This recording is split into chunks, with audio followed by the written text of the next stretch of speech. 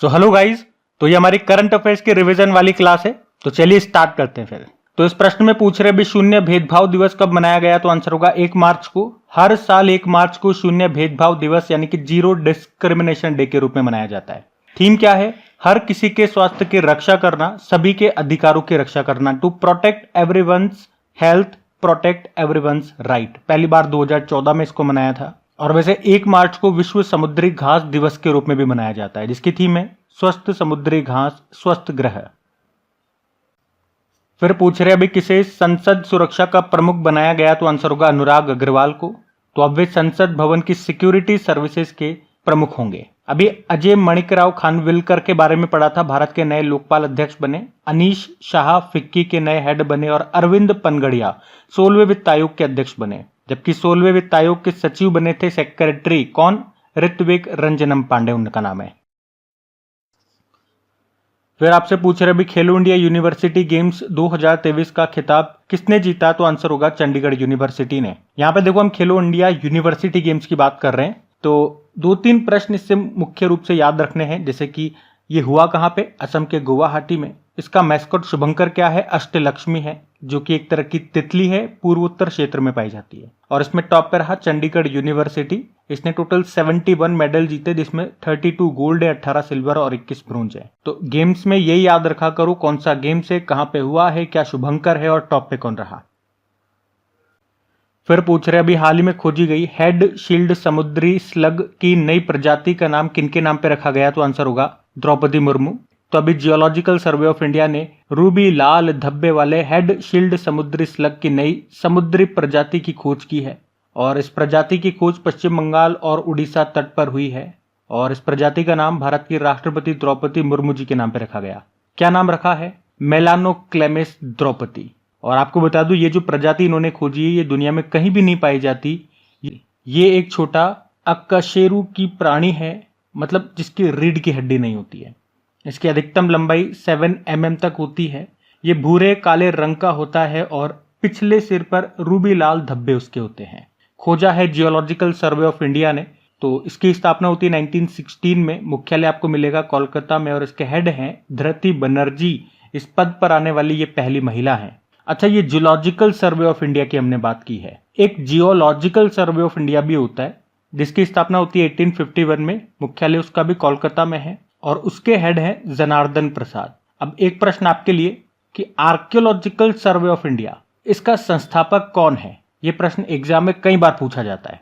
बाकी द्रौपदी मुर्मू जी के ऊपर इस प्रजाति का नाम रखा गया, तो द्रौपदी मुर्मू जी से याद आएगा अभी सूरीनाम का सर्वोच्च सम्मान grand order of yellow star इनको मिला था। और एक बुक आई थी इनके ऊपर, Droupadi Murmu from tribal hinterland to Raisina Hills, और उस बुक को लिखा था कस्तूरी रे ने। फिर अगला प्रश्न देखो, पूछ रहे अभी 14वें इंडिया डिजिटल अवार्ड्स में किसे startup of the year award से सम्मानित किया गया, तो आंसर होगा ओएनडीसी को। ओएनडीसी का मतलब हो गया open network for digital commerce. तो अभी 14वें इंडिया लिटिल अवार्ड्स में स्टार्टअप ऑफ द ईयर से इनको सम्मानित किया गया। अभी भारत डिजिटल शिखर सम्मेलन 2024 का जो आयोजन हुआ था, मुंबई में हुआ था, वहीं पे इनको ये सम्मान मिला। तो बस वन लाइनर ध्यान में रखना और क्या। अगला प्रश्न देखते हैं कि इंटरनेशनल बिग कैट अलायंस का मुख्यालय किस देश में स्थापित किया जाएगा। ये इंपॉर्टेंट क्वेश्चन है, तो आंसर होगा भारत में। तो ये आप ध्यान में रखना। बाकी वर्ल्ड एथलेटिक्स चैंपियनशिप 2027 ये कहां पर होंगे, तो आंसर होगा बीजिंग में होंगे। 2027 में होंगे वर्ल्ड एथलेटिक्स चैंपियनशिप जो हम बात कर रहे हैं, बीजिंग चाइना में होंगे। और बीजिंग में ये दूसरी बार होगा वर्ल्ड एथलेटिक्स चैंपियनशिप, क्योंकि इससे पहले 2015 में भी यहाँ पे ये हो चुका है। और 2027 वाला कौन सा एडिशन होगा, तो 21वां एडिशन होगा। और 2025 में जो उसका 20वां एडिशन होगा वो जापान टोक्यो में होगा। इससे पहले 2023 में इसका 19वां संस्करण हुआ था बुडापेस्ट हंगरी में। वर्ल्ड एथलेटिक्स की बात करें तो स्थापना होती है 1912 में। हेडक्वार्टर है मोनाको में और इसके हेड है सेबेस्टियन कोए।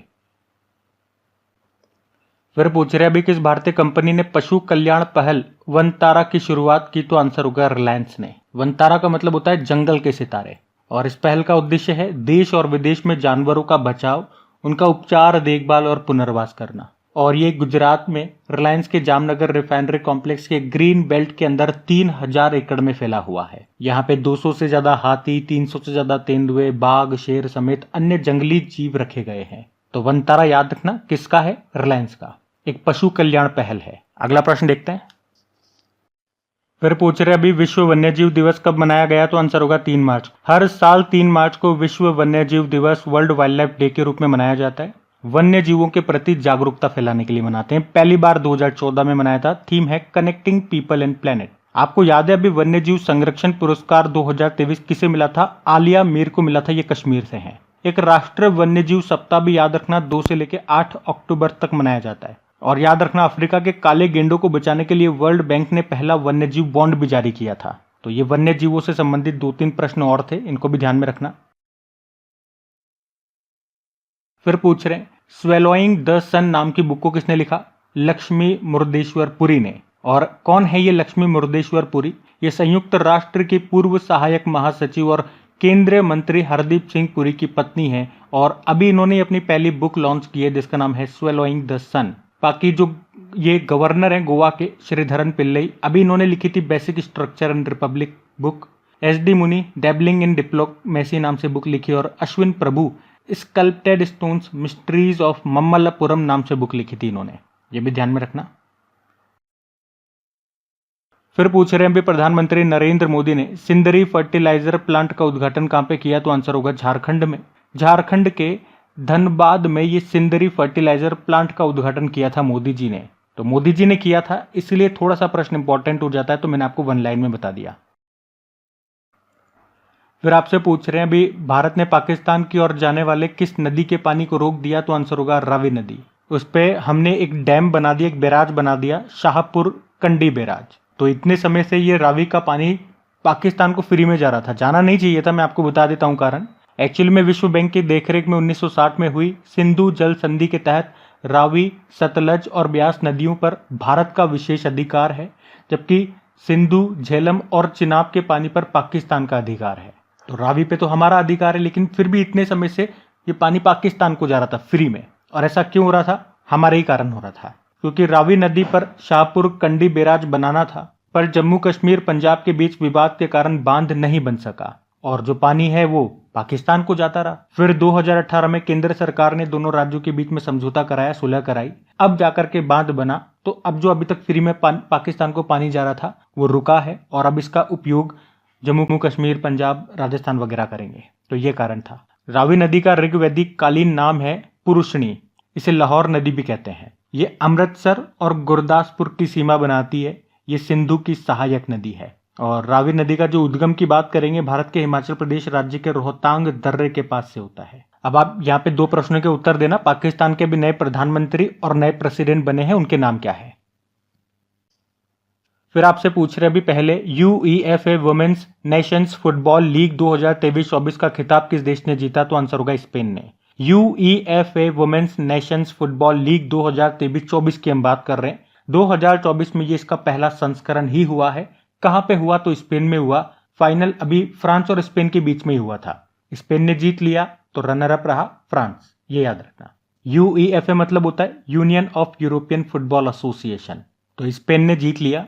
अच्छा, स्पेन की एक महिला फुटबॉल टीम की प्लेयर हैं एटना बोनमाटी। इनका नाम याद रखना। अभी 2023 के लिए best FIFA women's footballer of the year इनको चुना गया था। और 2023 में महिलाओं का बैलन डी और पुरस्कार भी जीता था एटना बोनमाटी। फिर पूछ रहे हैं चापचार कुट महोत्सव का आयोजन कहां पे किया गया, तो चापचार कुट महोत्सव कहां का है, ये मिजोरम का है। और कौन सी जनजाति के द्वारा मनाया जाता है, तो मिजो जनजाति के द्वारा मनाया जाता है इसे, ये ध्यान में रखना। और मिजोरम की अगर बात करें तो इसकी सीमा किन देशों से लगती है, तो म्यांमार और बांग्लादेश से। और किन राज्यों से लगती है भारत के, तो पूछेंगे तो मणिपुर, असम और त्रिपुरा। कैपिटल ऐजोल होती है। बाकी फिर आपसे पूछ रहे हैं भाई DRDO ने स्वदेशी रूप से विकसित वशोराज पोर्टेबल हवाई रक्षा प्रणाली का परीक्षण किया था कहां पे, चांदीपुर में किया था। वशोराज के बारे में मैं डेली करंट अफेयर्स वाली क्लास में आपको कई बार पढ़ा चुका हूं। ये एक short range air defence system है, यानी कि अत्यधिक कम दूरी का एक पोर्टेबल एयर डिफेंस सिस्टम है।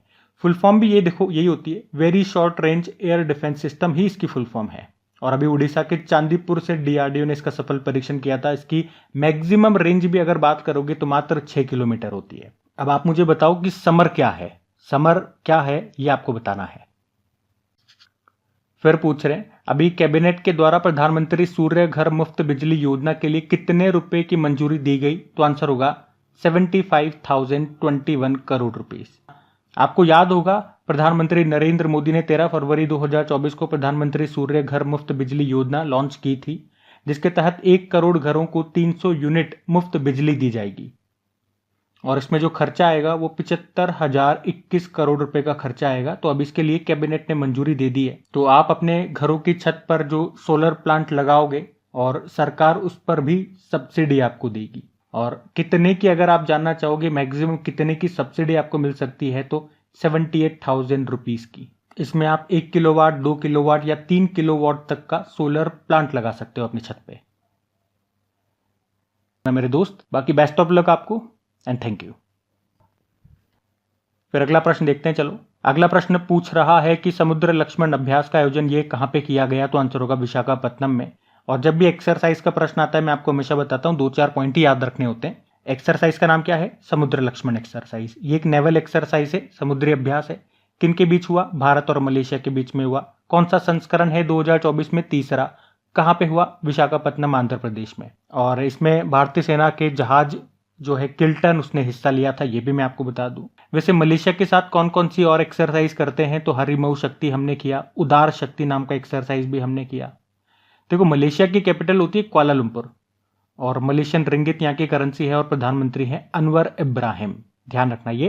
तो आज की क्लास हम यहीं तक रखते हैं। उम्मीद करूंगा सेशन अच्छा लगा है और वीडियो को अगर आपने अभी तक लाइक नहीं किया तो प्लीज लाइक जरूर करना। दोस्तों के साथ में स्टडी ग्रुप में एक बार शेयर जरूर कर देना मेरे दोस्त। बाकी बेस्ट ऑफ लक आपको एंड थैंक यू।